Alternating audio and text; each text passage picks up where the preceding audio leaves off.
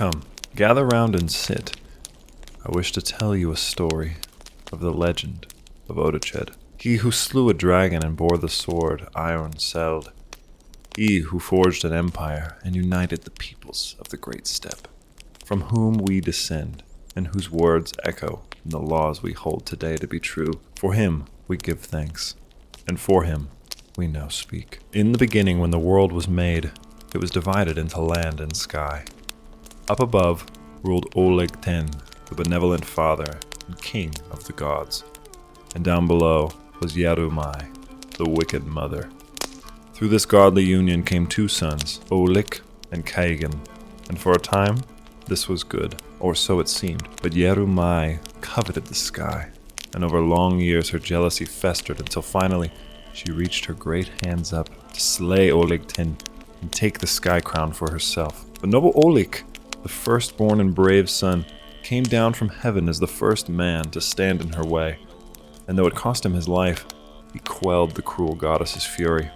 Kaigan, seeing his brother's corpse, covered his face, fled from heaven, and swore he would never build a home upon the earth or sow its crops.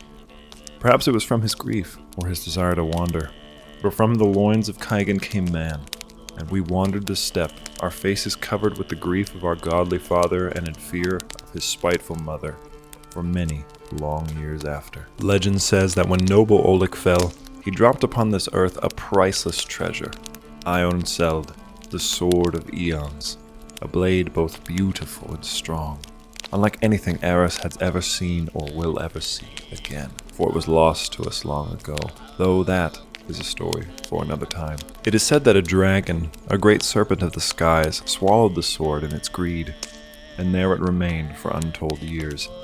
Legend tells then that upon his rise to manhood, Oleg Ten brought forth a whispering wind to brave Otached's ear, telling him of the sword and its power. Though some among you may find doubt in this, I ask how else would he have found the beast's lair, been able to slay it with his own mortal hands, and from its jaws claim that legendary iron-celled. It was with his great gift, Otached gathered the peoples of the nearby steppe, until a horde, which in time he named Iron for his sword, did he amass. Great was the thunder of their roaming hooves, which scoured the plains in search of our noble wandering folk, until all of the Kolgri land was under Otached's domain. With this force, Otached chased destiny as he turned his gaze south. For the Khaanii, our ancient foe, quarreled with itself, and Otached seized the chance to lead our people forward, a prophecy burning on his lips, a promise to end our wandering ways forever. When Otached's great horde charged south, it crushed the Khaanii border forts, which we razed to allow free passage further within the lands. From these, they marched until they came to the city of Haujan, and there sacked it. Great was their plunder and glory, and from its walls they ravaged many fine jewels and other spoils. In their victory, Otached himself slew a terrible foe, brother to a man named Xiao Yangzheng, a terrible but great Khaanii general and wielder of an equally legendary sword, Aeon Fang, Whispering Wind, the Khaanii called it. A blade said to be so light and thin it could cut faster than any other, slicing the very air itself. It is said that the blade could tear down cities and mountains if the wielder were but skilled enough. The meeting of these two destined forces began the now fabled Kayar Selnidan, the two-sword war. Yang Zhang's retaliation was ferocious, his soldiers well-trained and many. Otached and his remaining horde, battered but unbroken, returned to the steppes following the Battle of Kayang. Otached then, with the great legend of his deeds, the strength of his sword, and the skill of his words, formed the greatest horde ever gathered, who charged with a noise so deafening, carving a sight so beautiful the mind cannot truly begin to comprehend its glory. With this army, Otached returned south and crushed the forces of Yang Zayang, charging further into the Khaanii lands than any before him.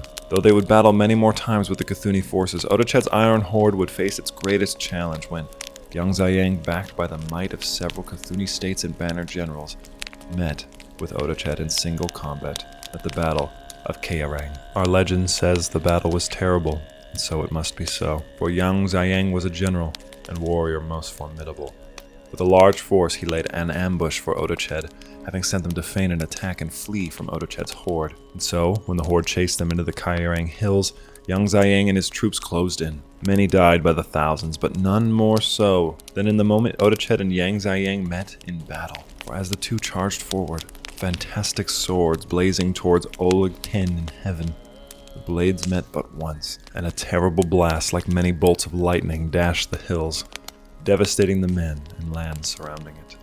Though both survived, Young Zayang fled with his remaining men back to the Cuni capital, where he faced death or exile, though none among our people truly know. For whatever his fate, he and his whispering wind were lost, never to be seen or heard from again from our people. With his victory won, Otached grew tired of fighting the Cuni and turned his horde south once more, battling with the bickering people of Kashirya, until that land became Otached's from sea to steppe. There he declared our people's wandering at an end, and the Iron Horde was no more.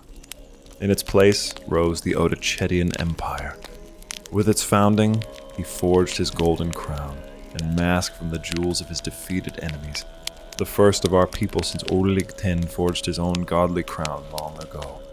There he revealed to his people he was indeed no mortal, but the son of the god Oleg himself, and proclaimed himself Katan, God Emperor. Where lesser men would have crushed the old peoples of Kashirya and destroyed any remnants of them in this new Otachedian world, Otached opened his heart and mind to their beliefs, their cultures, and their ideas. With them forged laws in both our and their ancient customs, laws we follow to this day. Above all, he demanded tolerance, innovation, knowledge, and growth of not only our people, but all those under the great empire's domain, or those who would follow in his path. All would, and indeed did, prosper and become more under his benevolent watch. Yet just as he planned his great voyage to our modern home of Erenoi with his sons, our great emperor faded back to the heavens. His task here on Earth is complete, his spirit returning to the wind and the thunder of hooves and the clash of blades. Though a curse would befall his line, his fabled sword lost to the river and his empire fade, our people, our culture, owe him everything. For without Otached, there are no Olympics. Without Otached, there is no great history. Thus ends the tale of the greatest of us. A god who walked among us, gathered the tribes, wielded the sword, and ushered our peoples forward to our present. To him we give thanks. To him we owe everything. And for him we live on. May we think of him in our times of doubt and remember his sacrifices and perseverance. May he be the shining example to push us forward to a brighter future, one that may shine as he did in that oh so glorious golden past. Thank you guys so much for watching. This was a bit of an experimental lore video. I wanted to try to tell a little story that was more like a folktale. So there are some things in the lore here that I've sort of added, and then there's some things that I just sort of picked from, because obviously when you read the lore in game, it's sort of from a historical perspective, so it tries to be unbiased. And so I wrote this and narrated it with the idea that it is very much biased. That is the intention. So if you find some things that you're like, I don't know if that's the 100% accurate, that was fully intentional. I wanted it to be like that. But as always, I want to thank you guys so much for watching. If you like this sort of thing, I can definitely do it again. Just make sure you like, comment, subscribe, as it helps me and YouTube know that you like this sort of content and would like to continue to see more of it. I hate saying that every time, but you know it, sometimes it helps people remember. If you like this channel, if you like this content, you can consider becoming a channel member. Here are our members. I appreciate you all. You guys are very, very supportive, and it has helped me a lot and kept me going. When I see your little names pop up in the comments, I know there's not very many of you, but it still matters a lot to me. It means a lot that people would care enough to actually be a member of this channel. It's kind of crazy. I have a lot more Godherja videos planned, just so many that I'm scripting and drafting. I'm still planning on maintaining like 2 uploads a week. I was thinking about jumping down to 3, but I really just don't have time to do 3 videos a week, so I think 2 is a good sweet spot from now. If I start working on anything that's too big and I really need to take some time off, I'll let you guys know, but for now it seems to be working out. Oh, and it probably goes without saying, but if you do like this sort of content, consider playing the mod or consider supporting the mod on Patreon. I leave all those sort of links down in the description. I just want to remind you because I don't say it every time, and I remembered this time, so there you go. That's it for me. Thank you so much for watching. I'm Soul. This has been The Legend of Otached. I really hope you enjoyed it, and I will happily see you in the next one.